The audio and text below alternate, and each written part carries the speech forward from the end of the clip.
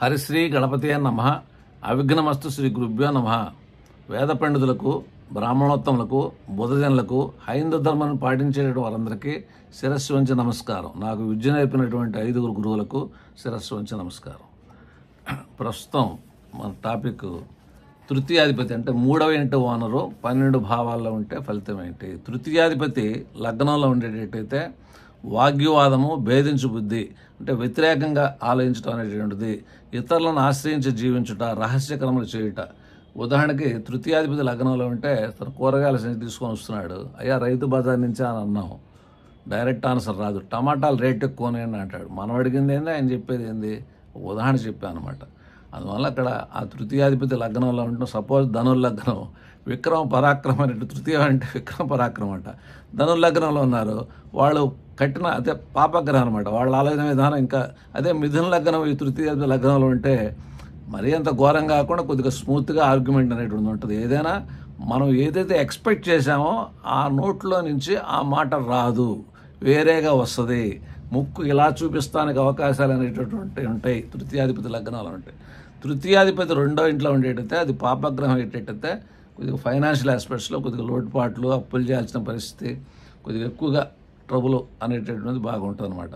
కొద్దిగా ఆరోగ్య విషయాల్లో కూడా లోటుపాట్లు, దానికి ఖర్చు చేయటం, కొద్దిగా అప్పుడప్పుడు అపాయాలు అనేటటువంటిది, కొద్దిగా బంధువులు కూడా తక్కువగా ఉండటానికి, ఇతర జనులతో డీలింగ్స్ చేయలేకపోవడానికి ఉంటుంది. అదే శుభగ్రహం అయ్యేటట్టయితే ఐశ్వర్యం చెప్పారన్నమాట. తృతీయాధిపతి తృతీయంలో ఉండేటైతే సుఖ దుఃఖంలో సమానత్వం ఉంటుంది, మంచి స్నేహితులు ఉంటారు, ఆ స్వజనులతో కలిసే ఉంటారు, బంధుజనులతో, దేవబ్రాహ్మణ భక్తి, గురుభక్తి, రాజధాన లాభం అనేటటువంటిది ఉంటుంది. తృతీయాధిపతి తృతీయంలో ఉంటే అంటే అది ఓన్ హౌస్ అనమాట. జనరల్గా ఓన్ హౌస్కి బలం ఉంటుంది కదా.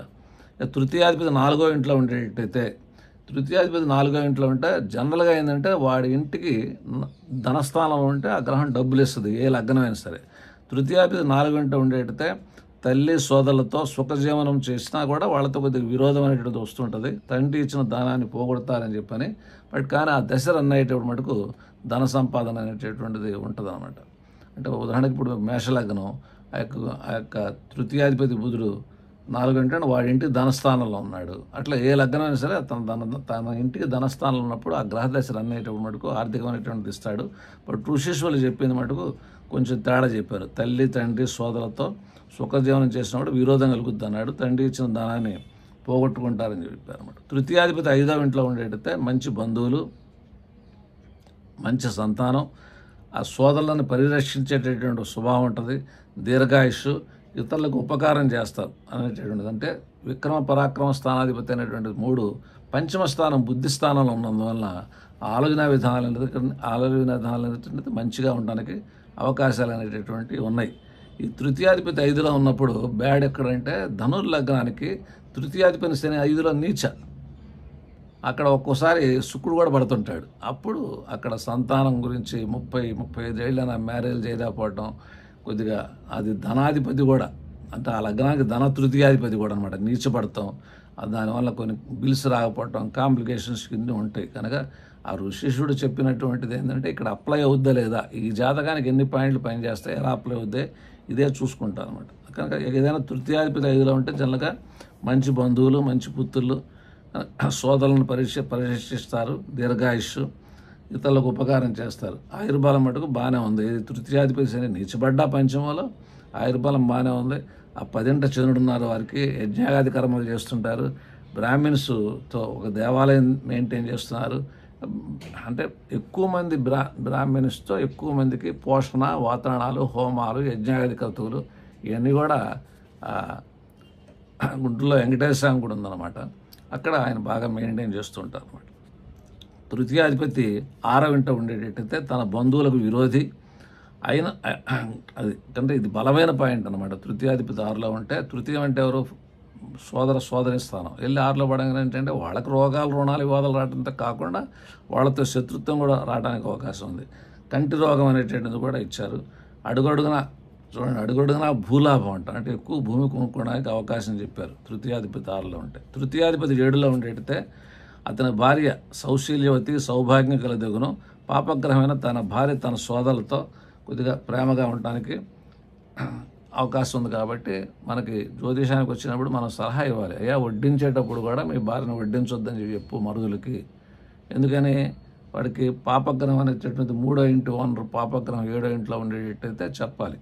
అప్పుడు ఎప్పుడైతే దూరంగా ఉన్నారు, ఇప్పుడు అందరూ అమెరికా వెళ్ళిపోతున్నారు, వేరే ఊళ్ళు వెళ్ళిపోతున్నారు, ఒక ఇంట్లో ఎక్కడ ఉన్నారు, ఇదివరకంటే ఉమ్మడి కుటుంబాలు ఉండే ఆ రోజుల్లో ఈ శాస్త్రం చెప్పారు. కనుక తృతీయాధిపతి 7వ ఇంట్లో ఉంటే కొద్దిగా జాగ్రత్తగా బంధువులతో దూరంగా ఆ సోదరిమణులతో దూరంగా ఉండటం అనేటువంటిది బెటర్. తృతీయాధిపతి 8వ ఇంట్లో ఉండితే సహోదర కష్టం. తృతీయం అంటే ఏంటి? అది ఇప్పుడు కన్యాలగ్నం 3వ ఇంటి ఓనర్ కుజుడు, వాడు 8వ ఇంట్లో ఉన్నాడు, అది సొంత ఇల్లే కాకపోతే అది కొద్దిగా ఆలస్యంగా జరుగుతూ ఉంటాయి ఆ సోదర కష్టాలు అనేటువంటిది అనమాట.